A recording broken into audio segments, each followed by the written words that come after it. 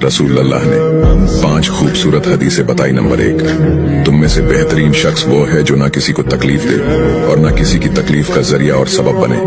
Number 2, जो शख्स दिन में 10 मरतबा सूरतुल इखलास पढ़ेगा, यानी कुल हु अल्लाहु अहद, ये पूरी सूरत पढ़ेगा, अल्लाह ताला जन्नत में उसके लिए महल बना देंगे। नंबर 3, जो शख्स हर फर्ज नमाज के बाद 1 मरतबा आयतुल कुर्सी पढ़ने का मामूल बनाएगा, तो उसके और जन्नत के दरमियान सिर्फ मौत का फासला होगा, यानी वो शख्स मरते ही सीधा जन्नत में जाएगा।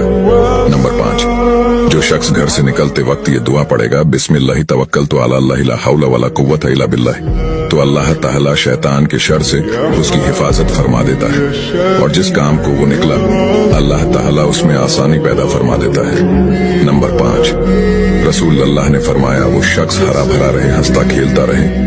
जो शख्स मेरी हदीस सुने उसको महफूज रखे और उसको दूसरों तक पहुंचाए।